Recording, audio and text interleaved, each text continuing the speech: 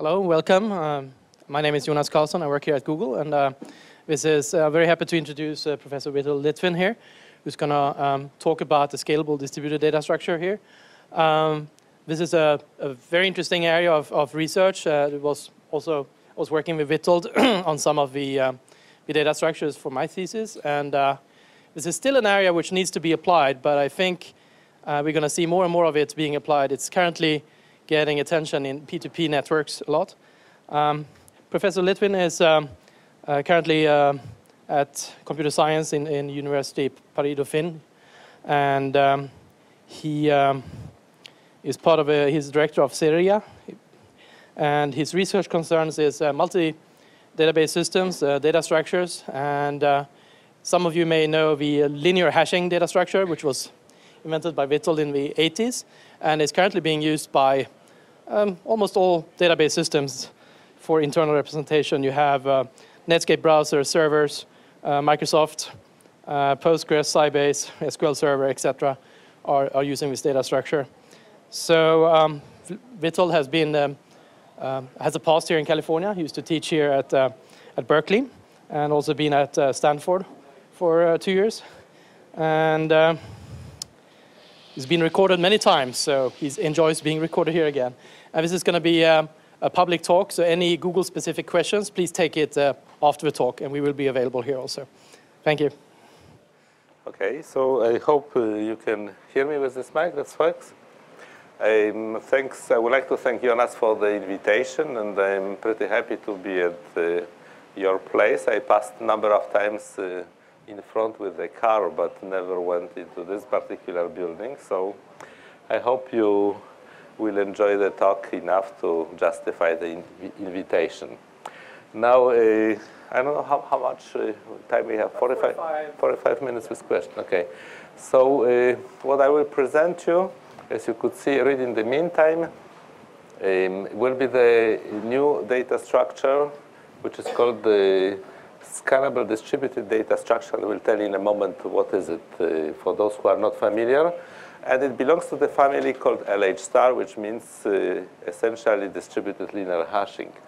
Now, I will talk a little bit more about it in a few minutes, according to these plans. First of all, I will overview for you the concept of scalable distributed data structures, as you might not be familiar with that, although it was invented here nearby in '92 at HP Labs when I was there by that time. We'll talk a little bit about P2P for those who are not familiar with this concept. And then we will enter specifically this algorithm that has nice properties of being in some sense optimal, the fastest one from the addressing point of view.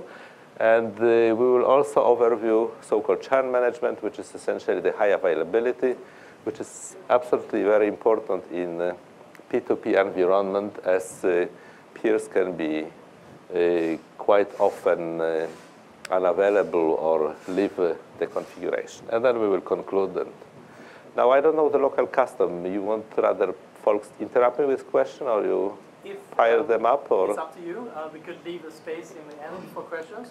If people ask questions, please repeat them for the video recording. And then OK, so you are free to ask the question on the way if you feel that something is not easy to understand. Now, the objective of this particular data structure is to adapt the SDDS methodology, which was not specifically designed for P2P. The concept of P2P did not exist by that time, to the P2P environment using some properties of the peers, which will appear in a few minutes. And as a result, this data structure, as far as I know, is the fastest one from the addressing point of view, because in case you miss the address, which is essentially that one peer incorrectly addresses the query to the peer which the original peer thinks should be the addressee, but the peer is wrong, then the forwarding of this message towards the correct address takes only one message, to compare with O of log messages, for instance, by chord. So this property makes it the fastest structure at this time.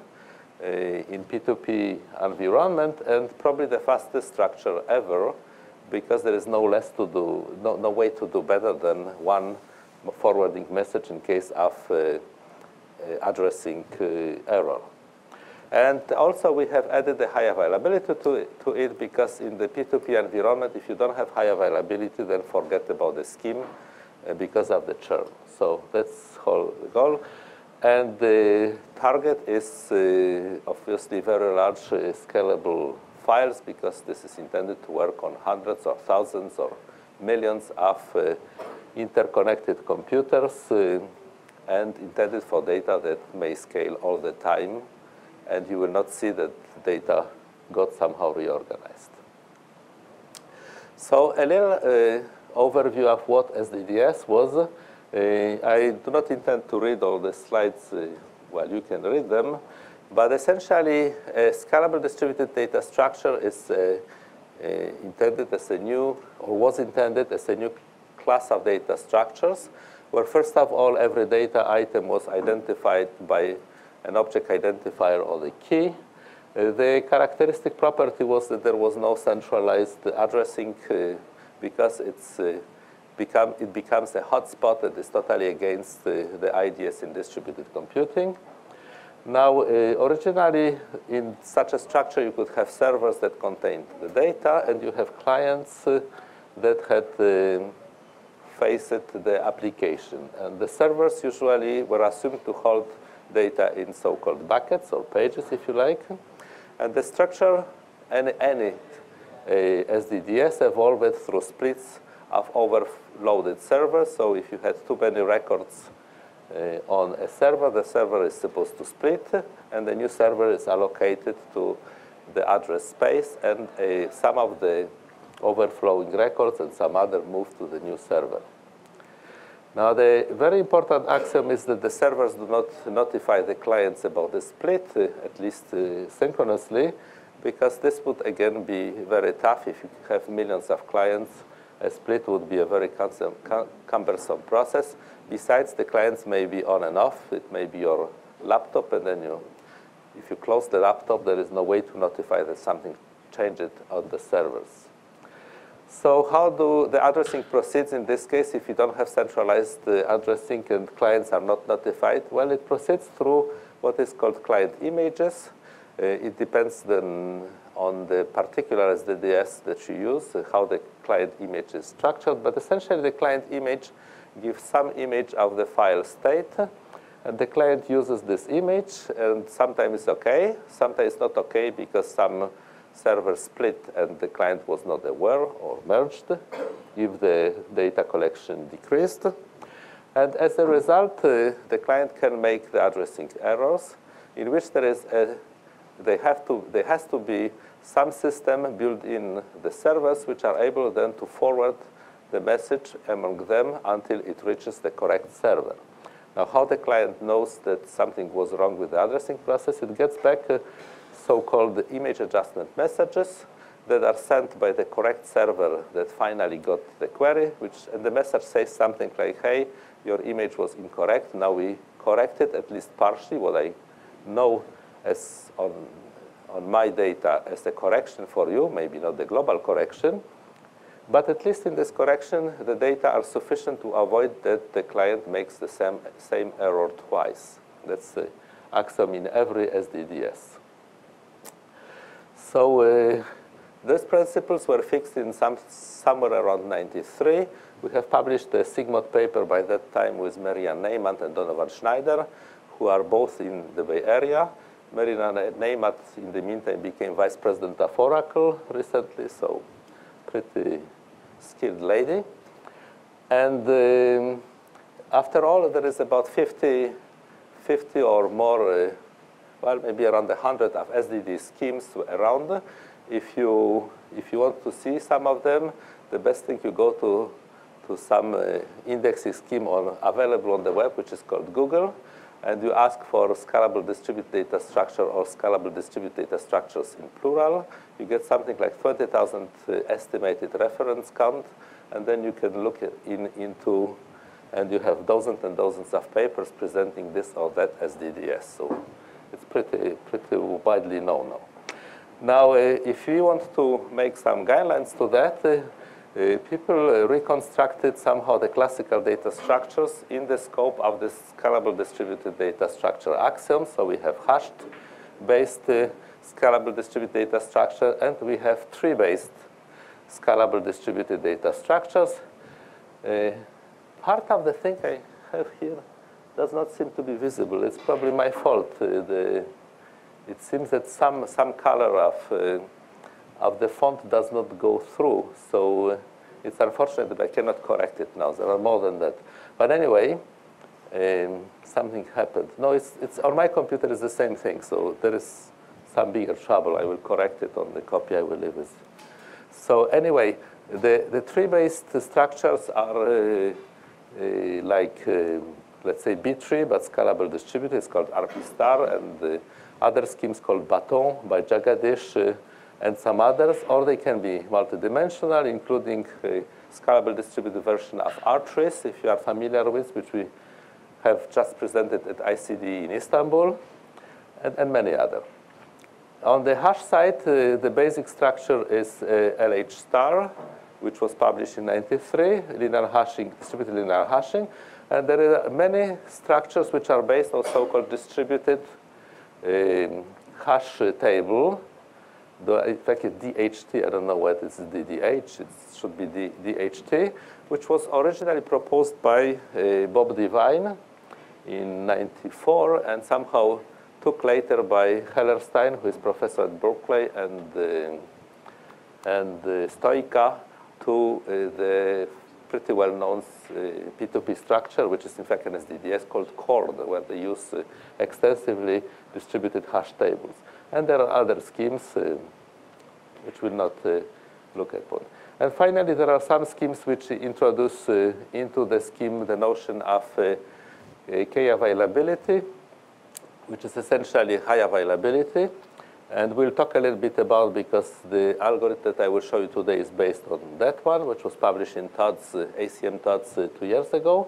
And there is also a concept of some kind of security through the related concept called algebraic signatures. I will not talk about it today, but there was ICD 2004 paper on that, and there is a VLDB 07 paper on that coming. So if you are interested by this aspect of security, we can talk after the talk, but I don't enter it today, no time.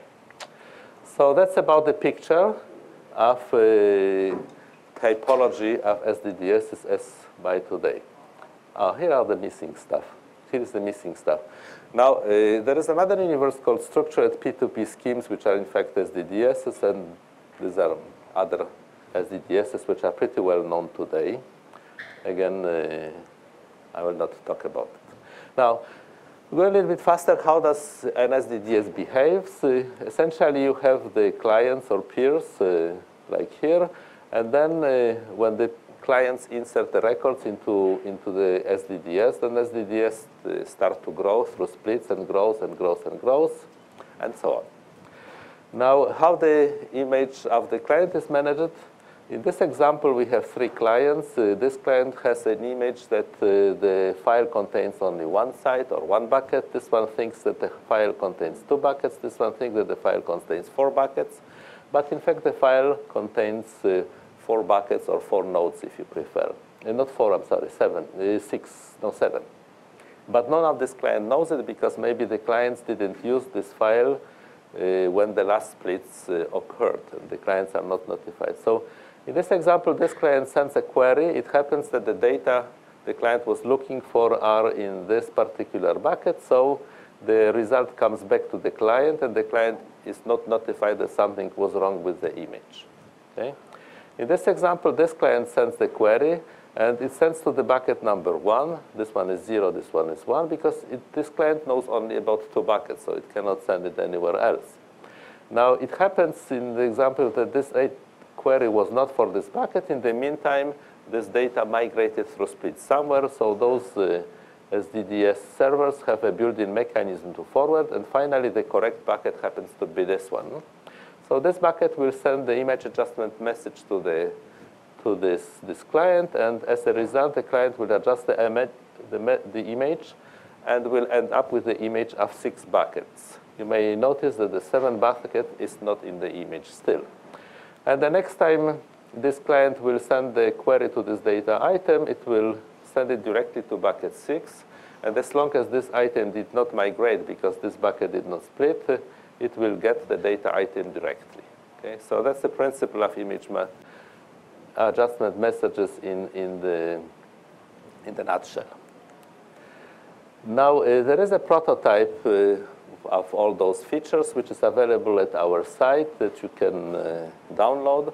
Turns out that this prototype implements something that Jonas made as his thesis and published an EDBT paper, which is a pretty good achievement, called LH star LH, which is a fancy way of combining the use of hash function for internode addressing with the hash function used for intranode addressing, which is not a trivial problem at all.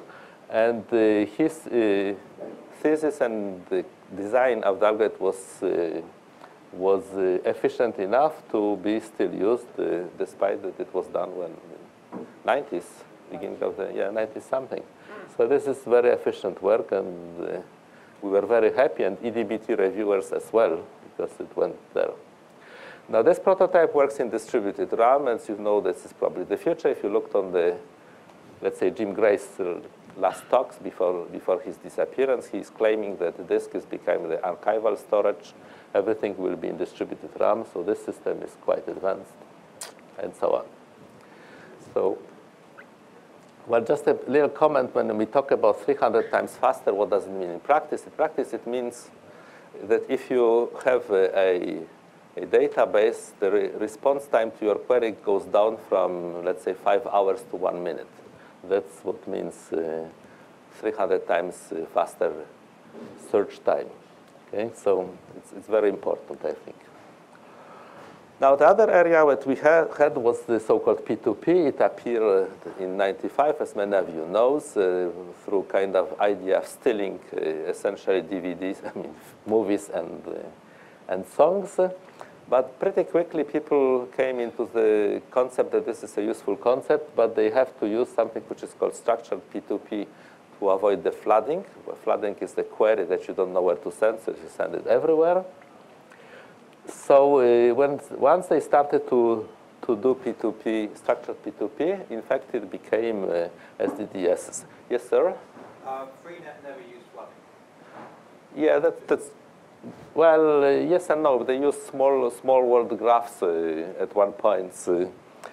But if you didn't know where it was on smaller scale, I would say the small world graphs were quite similar to flooding, at least if you didn't know exactly.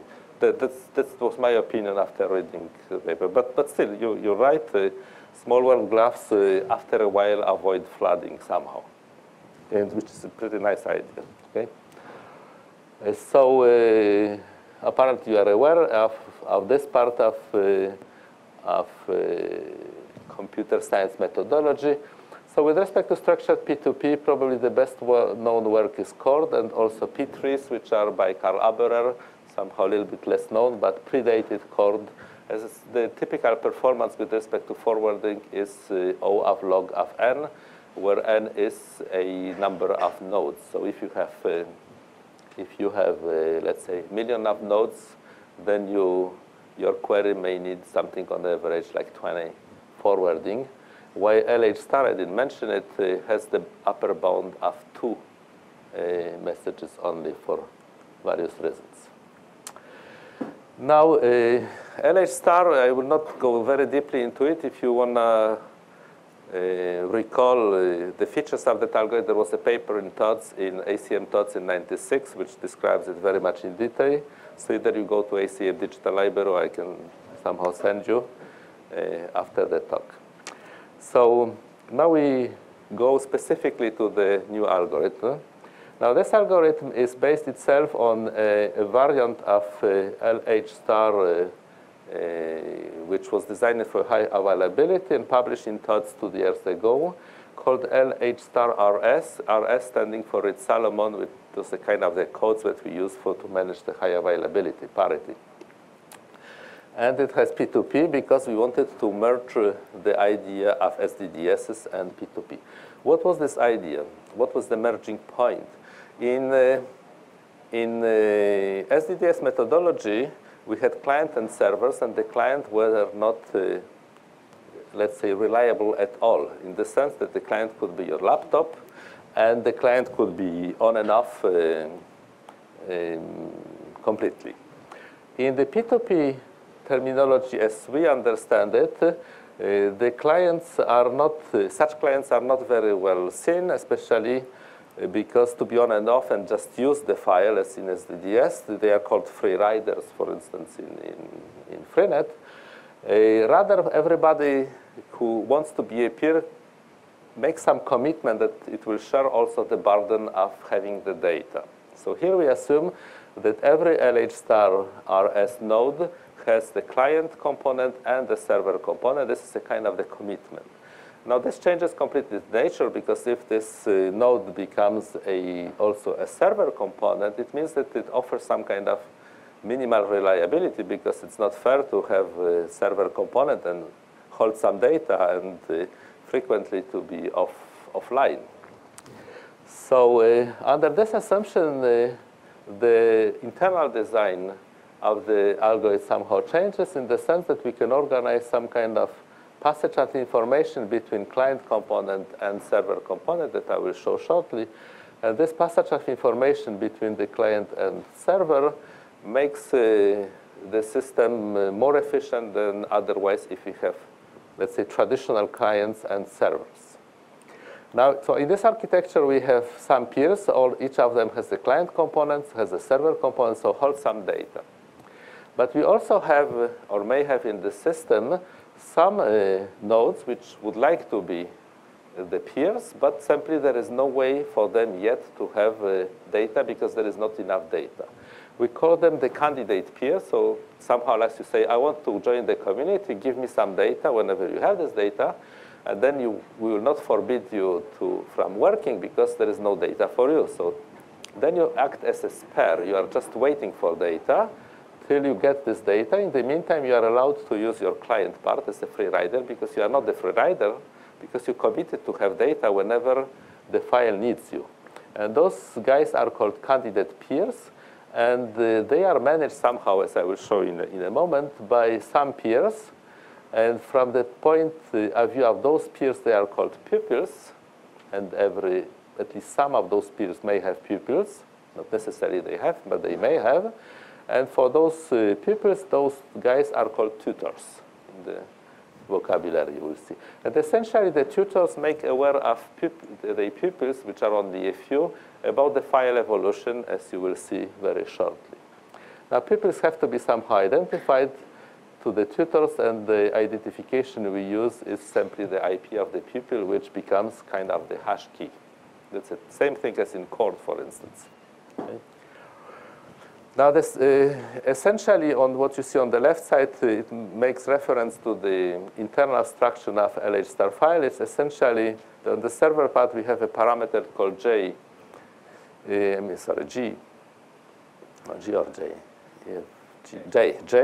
which is so-called level of the hash function used for the server. And here we have the client image, which is essentially defined by two parameters called I prime and N prime. It will become clear in a moment what is it. So now I have to recall a little bit of unknowing stuff about LH star. There is a little bit of formalism, but not too much, not to overload the talk. So essentially, if you take an LH star file, so also LH star RS file and many other versions of LH star, each record has some global position in the file, which is defined by the linear hash functions, which are somehow listed here. And essentially, if you want to know where the record should be, then you take the key of the record, you apply the current hash function defined by what is called file state with the value I. It gives you the bucket number, which is 0, 1, 2, 3, 4, 5, and so on. and the record is supposed to be there in this bucket. Except that what happens that nobody knows those functions. Essentially, nobody knows the value of I and this parameter n, because the clients, because there is no centralized addressing component. In fact, there is one which is called coordinator, but this component is only used for split, and no client has access to that. So the client has to compute the address otherwise, and they have the image, which is essentially using the same functions, except that every client uses the value which is called I prime and n prime in this image, which are simply the best approximation the client know of the actual values of I and n, which are unknown to the client, okay, to any client. So each client has some value of I prime and n prime. It defines the addressing schema. Each client uses the same function, which are essentially hashing by division. It has very nice properties. And, but each client knows only its local values, okay? So then knowing that, you have to know a little bit how the file expands. So the file expands to splits. And the splits in linear hashing have the particularity, which made this algorithm well known. That is when you can have the overflows on some buckets, but if you have an overflow on the bucket, it doesn't mean that this bucket will split immediately because of the overflow. The overflows, the splits are managed using something which is called the split pointer, and that's the value of this variable n. And this value of the variable n points to the next bucket to split. And the coordinator somehow manages, I will show you in a second, what is the next bucket to split when some bucket has an overflow. So the scheme is roughly as follows. If a bucket overflows, it alerts the coordinator saying, well, I have an overflow. Then the coordinator will say to some other buckets to split.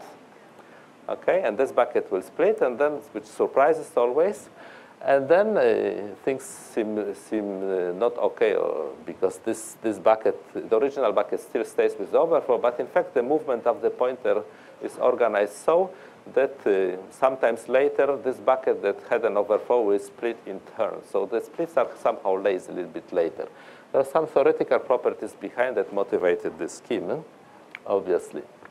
Okay, so you have some details of the scheme, and this is organized so altogether that the addressing space expands gradually, and every time a split occurs, there is a new address added, which is always the number equal to the number of addresses in the file plus 1. That's a property of the division function. That's why it is used. There are two hash functions with those nice properties. One is called division, which is well known, and the other is called multiplication function, which is a little bit less known. I don't know why, because it's a really beautiful function and described in details in Knuth, the Art of Computer Programming book.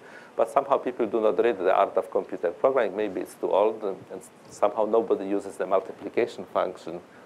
It has the same property. Anyway, so you see the bottom line is that when the file, you start your LH star file, you start with this bucket called 0, and then the first split will add the bucket 1. And then the pointer comes back to 0, and the next split uses the next linear hash function, which will, with I greater by 1. So the next split will be from 0 to 2, and the bucket 1 will split into the new bucket 3. And then the pointer comes back to 0, and then in the next overflow, 0 will split to 4, and 1 will split to 5, and 2 will split to 6, and 3 will split to 7. And now the file has, as you can see, the load of the file is distributed over 4 buckets. And then the pointer comes back to 0, and we start to use the higher level of I. So now the first bucket will split to 8 using I equals 3. And the bucket 1 will split to 9, and 2 will split to 10, and so on, till we get to the 15. And then it comes back to 0, and we start to use the next linear hash function, and so on and so on. See? And every time the new split adds the bucket which is just behind the existing ones. So it's a smooth extension, and every split distributes loads evenly on the bucket that splits and the new bucket, so the file is never really overloaded. There are a bunch of papers on the web accessible through Google that analyze the load factor of LH star. If you like mathematics, people made very nice things to guess what could be the overall load in the buckets under the schema. But bottom line is that about 70% of load factor. Now, what is the real new things in LH star RSP2P with respect to LH star RS? One of the new things is that since now we have the peers and the server communicates with the client on the same side or has some pupils, then in the moment when the server splits, it can adjust the client's image. What didn't exist in any previous version, so it does it immediately using this algorithm, which is pretty trivial. It simply says, OK, I just split, so I know perfectly what is the level of me, my bucket, what is the hash function used, and I know perfectly what is the next bucket to split, which will be the next one behind me. So A plus 1, this is the bucket to split. So I pass you on this information. Now, at this particular moment, you as my favorite client, because you are on my node, you are just my client component, you perfectly know what is the state of the file, what is the value of I and N. So those values are equal. So you set up your I prime and N prime to I and N, and that I know. And at this particular moment, you are very lucky because you will know the exact state of the whole file. And that's exactly what happens. It's a big benefit. Okay? So then the things go, obviously, in different way, which is that the client progressively become desynchronized with the file state, the actual file state, because other buckets will split and they don't inform this particular client. But at the next round, when the pointer comes back to the same bucket, the client will be synchronized again. And it happens for every client component on every peer, see? And it also happens to the people. So how does it work? For instance, in this example, this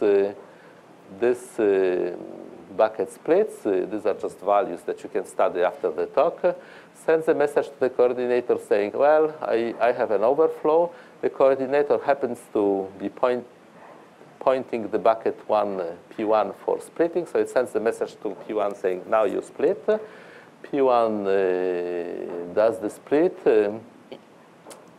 And P1 does the split and adjust the parameters of this client component through this message. And the file expands by one bucket. And the P1 sends some data to the new bucket, which is P3. And after the split, coordinator adjusts, I'm sorry, it was a little bit too fast, adjusts its image to A equal 2 and N equal 0. Of course, you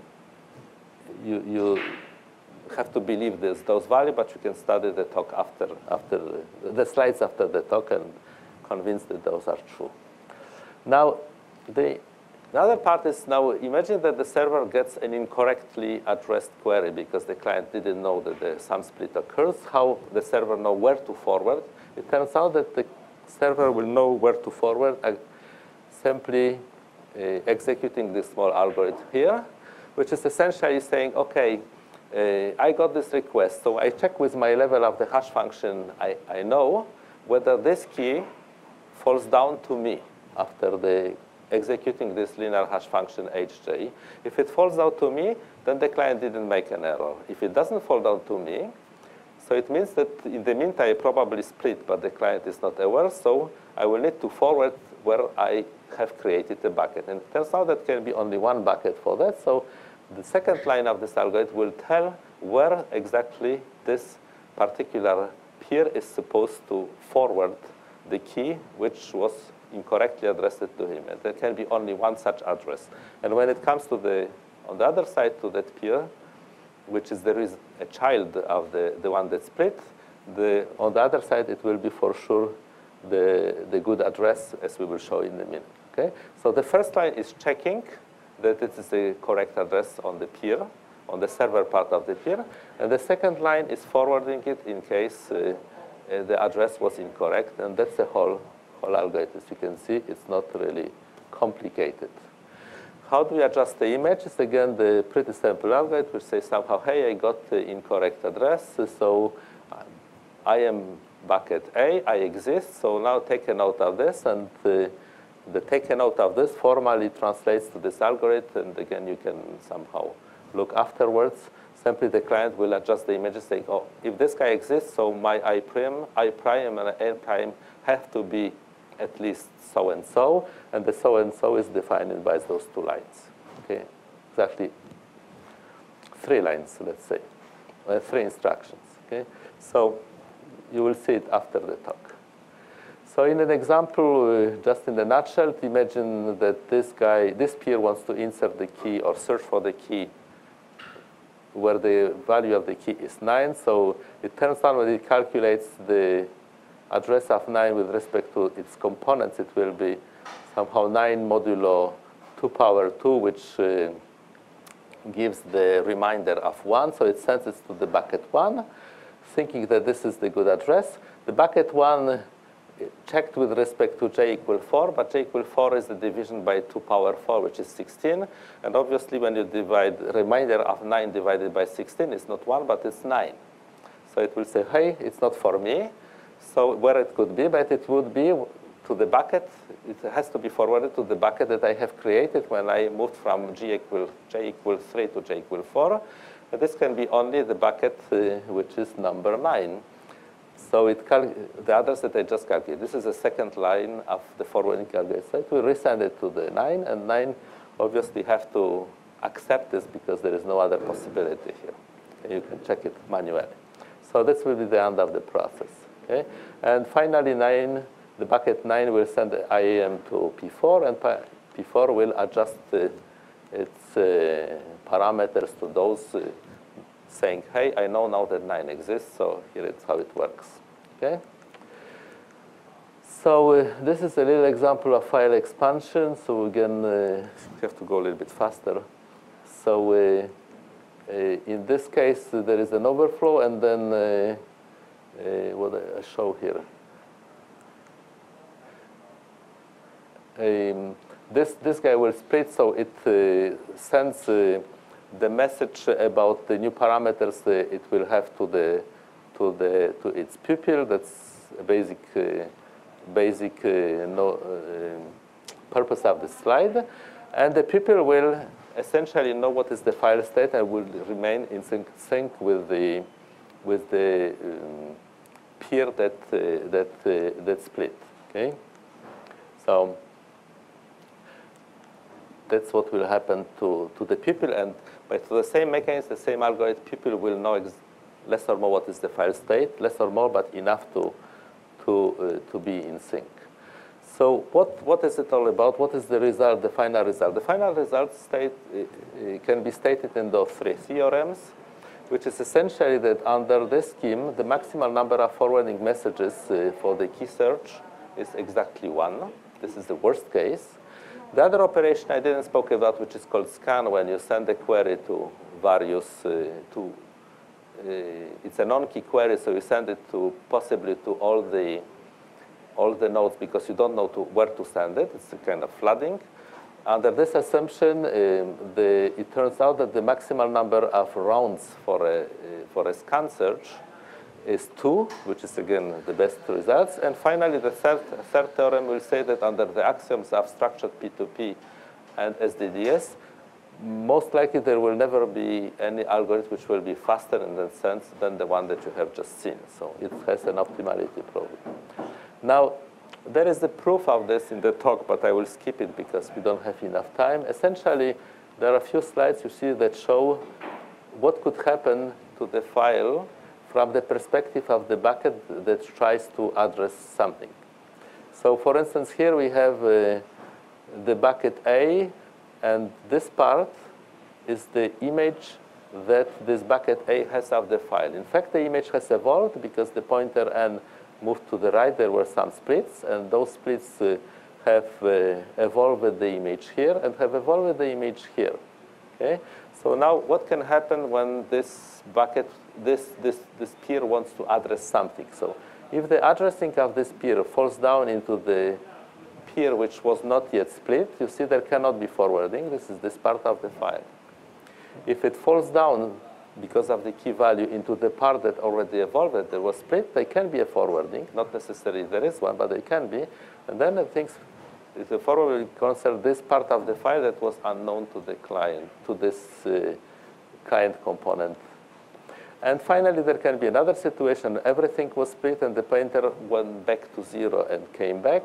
And then again, as long as we are not in this part, they can be a forwarding. Okay, that's as simple as that. For the property 2, about the number of runs, is a little bit more complicated for the folks unfamiliar with the algorithm. So I just displayed, and if you really want to know the details, then I left an extended abstract of the paper on it with Jonas. You can look into the paper. Okay. So let's skip it. Okay. Let's come back to the last part in a few minutes, which is called the churn management. What is the churn? Churn, it means that you have those nodes, those peers who are on and off. They are there, and then they disappear for various reasons. How is it managed in this scheme? It is based on the TOTS paper scheme that I told you, called LH RS. In LH RS, in fact, all the peers are divided or grouped into something which is called reliability groups. And you see here, so some of those peers are reliability group, and each reliability group is provided with some parity buckets. In this example, you have 2 parity buckets per reliability group. And the size of the reliability group is fixed. For instance, in this example, we have every 4 buckets are constitute the reliability group.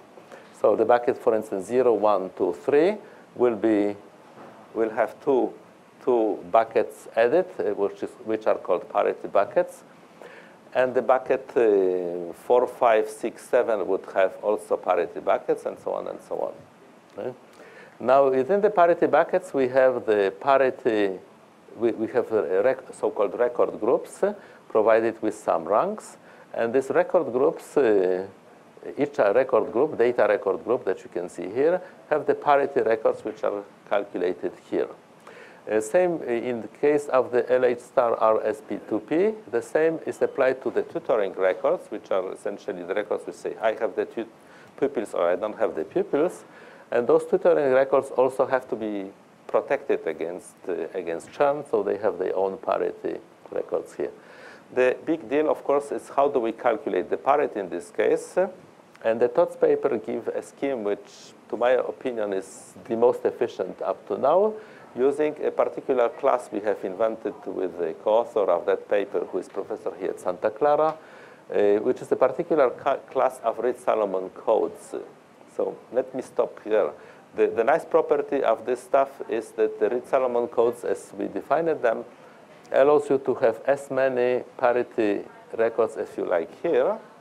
And if you, in this example, if you have 2 parity records here, it means that you can lose any 2 of the data records here, and the parity calculus will reconstruct this bucket.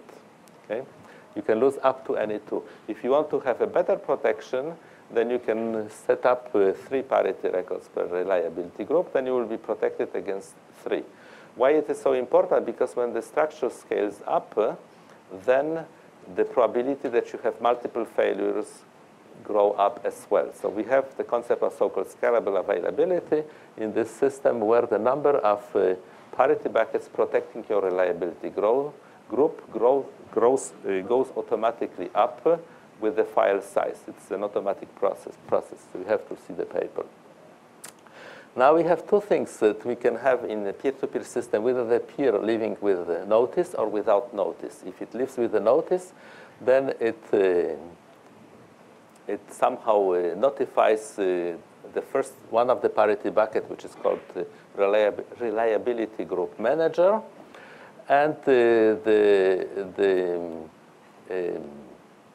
reliability group manager will find a candidate peer. That's why they have all those pupils, and will somehow move the data from the living peer to the peer that leaves the configuration to the candidate peer, and the things are done. Okay? The more complicated case, when the peer lives without notice, and suddenly you don't have those data. Okay? Then the Reed Salomon parity calculus goes to the full swing, And well, basically, you have to look the paper to see how it works. It's a little bit like RAID, except that it uses not only XOR calculus, but also multiplication in Galois fields. And finally, it can recover what was lost with this peer. Why we use Reed Salomon? Because in a reliability group, it may of course happen that several peers leave without notice at the same time, and you have to be protected. So in this case, there will be simply the reconstruction. Basically, somebody will address this peer that is gone. So if it does not reply, then the query will be sent to any other member of the reliability group, the next peer. This one will alert the parity coordinator, reliability group coordinator, and this one will simply recover the peer on some candidate peers, and that's it. Okay. So, and the answer will come back from the new peer. I didn't show it. From the new peer, and the client will notice that there is a new physical address of the bucket that responded. Okay? Now, the most difficult case is the following one, when there is a communication failure and the peer somehow failed and then recovered. But in the meantime, this peer was recovered somewhere else. So you wake up, you don't know that you were cut off of the rest of the community, and it may happen that some other peer also doesn't know that you are cut off and will send you a query, despite the fact that, in fact, you were reconstructed somewhere. So this is an annoying case, but not that annoying. In fact, whenever your query is an update, then the parity peer will know that something happened to the peer, which is gone, because the update requests have to necessarily be forwarded to the parity bucket just for update of the parity. The real problem is with the search, because the search is normally not forwarded to the parity bucket, and simply it can go to the peer which doesn't know that it was reconstructed somewhere, and you can get a fake response to your search, okay, without knowing that this is a fake response. So we have a new concept which we call the sure search, okay, which is that even if you really want to be sure that the result is always correct, then you set up the LH RSP2P file so that even the search is forwarded to the reliability group coordinator, and this guy will always know that the bucket, the peer that was gone because of the transit failure is really gone. So it will say, hey, you are not the right guy. So it will forward it to the right guy, which is somewhere there, and this guy will respond to the peer which asked the query, the search, and this peer will notice that it was wrong, adjust the image, and that's it. Okay. So this sure search concept is a new one. I've never seen it anywhere. It looks simple, but it's still new. So I guess in the nutshell, I told you everything about this algorithm.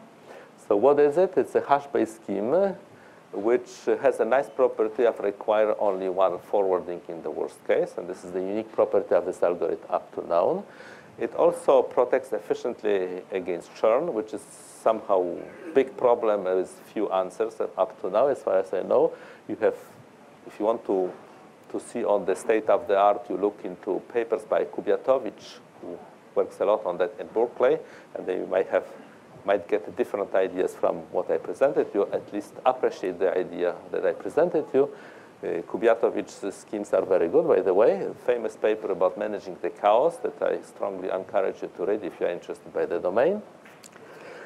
And finally, it is intended to manage very large scalable files, obviously, because of the simplicity of the addressing and because of the lack of any tables. It is intended for peer-to-peer configuration going up to millions of nodes if you need them. And I guess should have numerous applications because of its nice properties. Whether there's any application at Google is an open subject, but apparently you work on something called big table, I understood. So naturally, it seems to be a big table. Now, current and future work, this algorithm is pretty recent, so we are trying to implement at this point based on work of some other guys, and do performance analysis and do nice variants, some of them being addressed already in the paper I leave with Johan. Okay? So that's it for me. I think I didn't run over time. Thank you for your attention, and open for other questions. Thank you very much. So I think we have. So almost. Almost, yeah. So if there's any questions. You